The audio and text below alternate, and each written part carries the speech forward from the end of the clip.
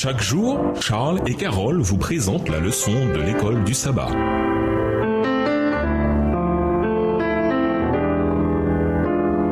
Bienvenue dans votre émission Dieu nous parle. Nous voilà la leçon de jeudi, la victoire de l'Évangile. Au jour fixé, les Juifs vinrent en grand nombre entendre Paul présenter l'Évangile.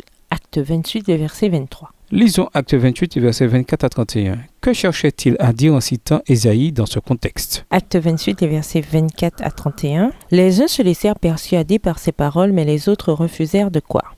Au moment de quitter Paul, ils n'étaient toujours pas d'accord entre eux et Paul fit cette réflexion. Elles sont bien vraies ces paroles que le Saint-Esprit a dites à nos ancêtres par la bouche du prophète Ésaïe.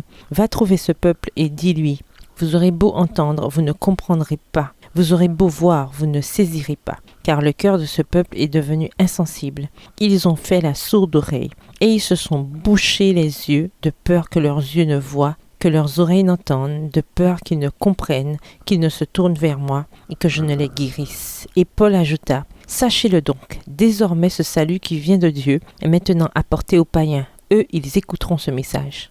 Paul resta 2 années entières dans le logement qu'il avait loué. Il y recevait tous ceux qui venaient le voir. Il proclamait le royaume de Dieu et enseignait avec une pleine assurance et sans aucun empêchement ce qui concerne le Seigneur Jésus-Christ. La citation d'Ésaïe 6, versets 9 et 10 décrit ce qui arrive lorsque les gens refusent d'accepter le message divin. Certains Juifs crurent, mais d'autres ne crurent pas. Et ainsi, à cause de ce conflit important, l'apôtre n'eut pas d'autre choix que de se tourner une nouvelle fois vers les gentils.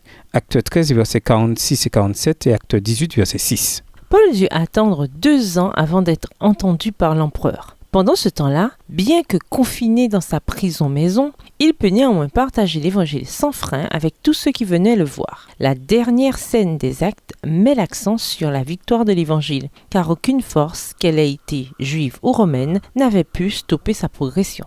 Nous ne savons pas vraiment pourquoi Luc conclut son livre à ce stade, car nous savons en revanche qu'en raison de la faiblesse de l'accusation envers Paul, il fut relâché, fit un autre voyage missionnaire et fut de nouveau emmené à Rome puis exécuté. De Timothée 4, versets 6 à 8. Peut-être que du point de vue de l'objectif littéraire de Luc, l'évangile qui avait été prêché jusqu'à Rome avait déjà atteint les extrémités de la terre. Acte 1, verset 8. La patience et le courage de Paul durant sa longue et injuste détention, son ardeur et sa foi constituaient un continuel sermon. Son esprit, si différent de celui du monde, témoignait qu'une force plus puissante que tout pouvoir terrestre résidait en lui. Par son exemple, les chrétiens étaient amenés à déployer une plus grande activité en faveur de l'Évangile, maintenant que Paul ne pouvait plus prêcher en public. Ainsi, les liens de Paul exerçaient-ils une influence autour de lui, si bien que lorsque, apparemment, il semblait n'être plus utile à la cause de Dieu, il recueillait, dans les lieux d'où l'on n'attendait rien, une abondante moisson pour le Christ. Du point de vue de la mission de l'Église, cependant,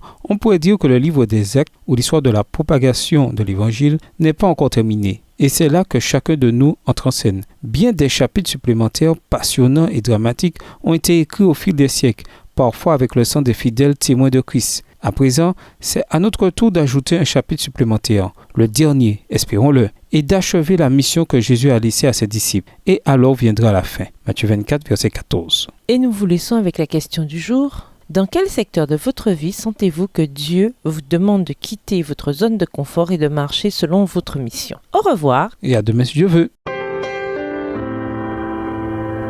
Dieu nous parle. Chaque jour, Charles et Carole vous présentent la leçon de l'école du sabbat.